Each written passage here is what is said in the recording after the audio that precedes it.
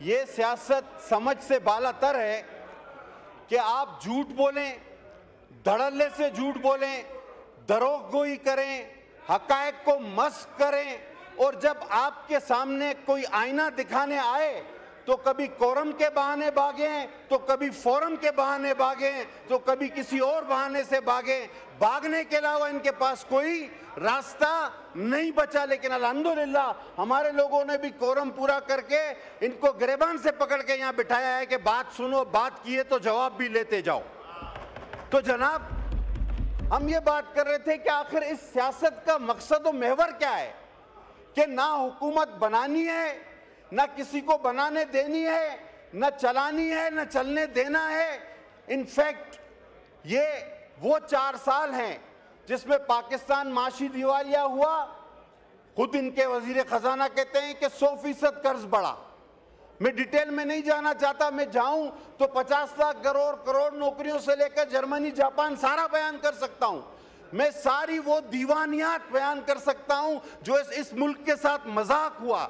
लेकिन मैं प्रिसाइज होऊंगा, मैं कहूंगा कि सर जो गलत हुआ वो कल भी गलत था, जो आज गलत अगर हो रहा है तो वो आज भी गलत है। आज साबिक स्पीकर साहब बड़ी तनकीद कर रहे थे, हालांकि वो आखिरी तक भी ये समझ रहे थे कि हकायक पर और अच्छी दलीलों पर मौलाना साहब राजी नहीं होंगे और उनका ये प्लान कामयाब होगा कि आईन में पार्लियामेंट की सुपरमेसी ना आ सके, और ये इस प्लान में शायद कामयाब होंगे। लेकिन मैं खराज तहसीन पेश करता हूँ मौलाना फजल रहमान साहब को, उनके साथियों को, जो अकली दलाइल पर कायल हुए और उनका प्लान नाकाम हो गया। तो सारी जलन उस चीज की। अफसर आते हैं चादर और चार दीवारी।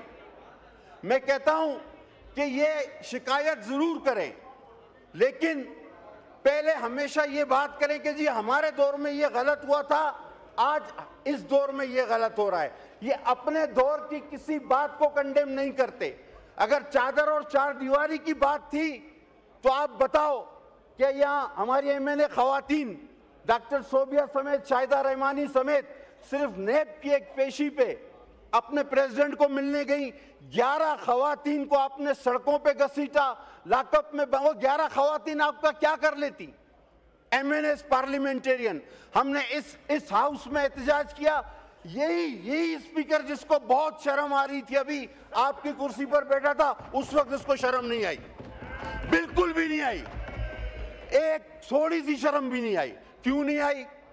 आपको उस वक्त चादर चार दीवारी का तस्वर नहीं था। जब ईद की रात को मेरी बहन को आपने जेल से उठाकर रात को 12 बजे अडियाला जेल में भेजा, चादर और चार दीवारी आपको याद नहीं आई?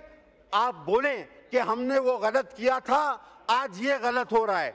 अब ये कहते हैं कि जनाब ये कोई और लोग करवा रहे हैं। ये और लोगों का कॉन्सेप्ट लाया कौन है मेरे भाई? आपकी हाजिरियां पूरी कौन कराता था?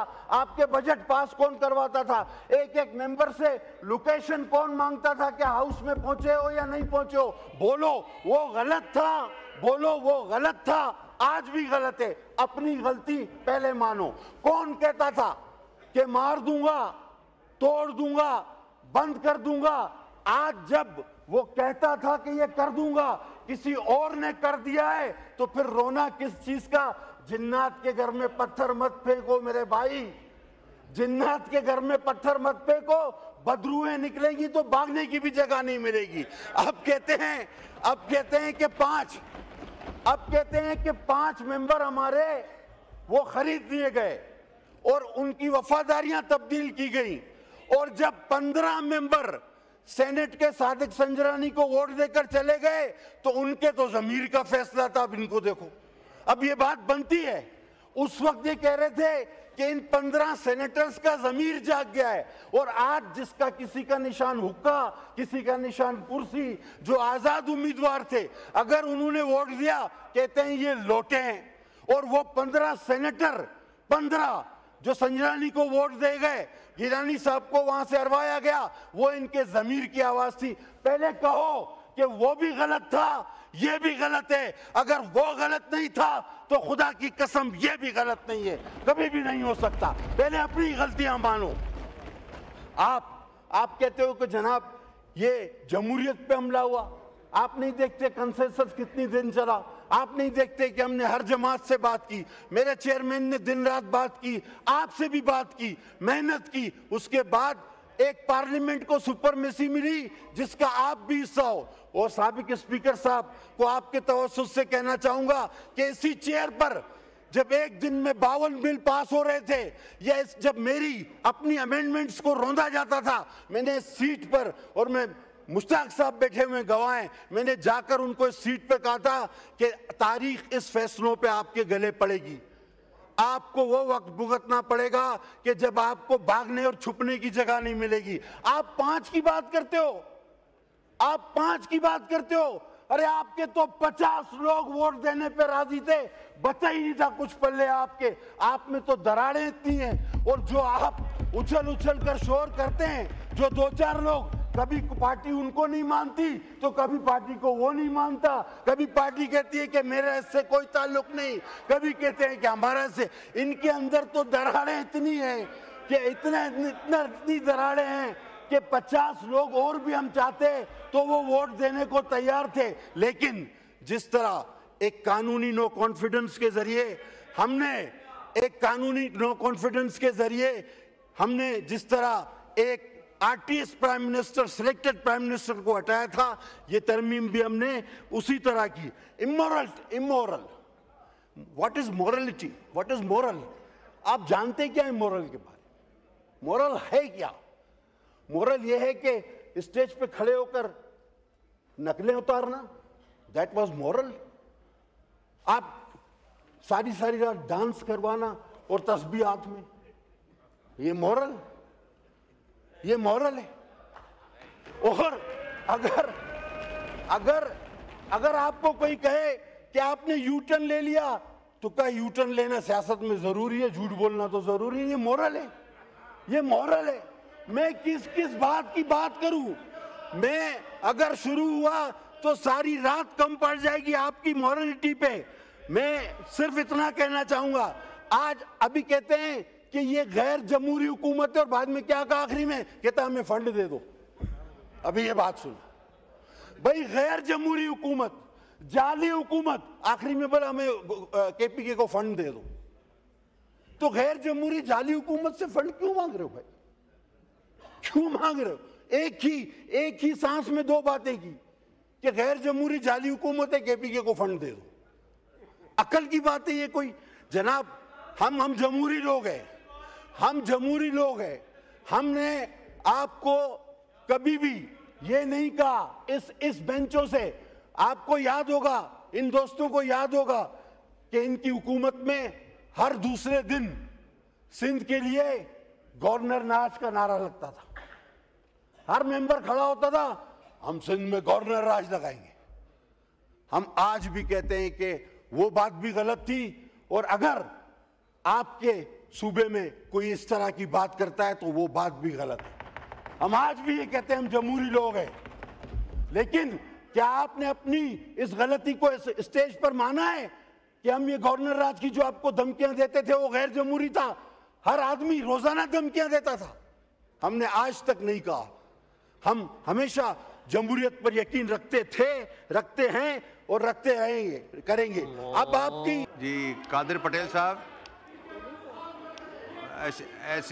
ऐसी कोई जी कादिर पटेल साहब, अभी खुर्शीद शाह साहब ने भी बोलना है। पटेल साहब एक मिनट, आप पहले सुन तो लेना। पर्सनल एक्सप्लेनेशन पे खुर्शीद शाह साहब ने भी बोलना है, और 7 बजे हमने ज्वाइन करना है। कादिर पटेल साहब का माइक खोलें। सर, मैंने कभी भी ना ऐसी बात की है। आप तकरीर मेरी रिकॉर्ड पर है, मैंने किसी को ये नहीं कहा कि कोई डांस कर रहा। मैंने कहा आप सारी रात डांस करें, मैंने किसी पार्टिकुलर के लिए नहीं कहा। वो मुझे पता है कि कोई भी बहाना करके इन्होंने भागना है, और इन्होंने सच बर्दाश्त नहीं होता ना, सच बर्दाश्त नहीं होता। मुझे पता है कि इन्होंने भागना है, कोई भी बहाना करना है, तो ये मुझे पता है। अब इनकी सियासत क्या रह गई है वो मुझसे आप सुन लें। इनका एक ही एजेंडा है कि इदारों पर हमले करो, मईशत पे हमले करो। जब भी आप देखें कोई मईशत की एक्टिविटी इस मुल्क में होती है तो इनकी हड़ताल की कार आ जाती है। ये चाहते हैं कि ये मुल्क दिवालिया हो, खुदा न खास्ता मेरे मुल्क को नुकसान पहुंचे, इदारों को नुकसान पहुंचे। और इनका मसला सिर्फ एक ही है कि इनको पता है कि लोग दिनों में इनको भूलते जा रहे हैं। पाकिस्तान आगे बढ़ रहा है, पाकिस्तान की लीडरशिप बिलावल भुट्टो चेयरमैन की सूरत में आगे बढ़ा रही है, उसकी लीडरशिप उसको लेके। अभी तो इसको बांध के आया था मैं, फिर खोल दिया।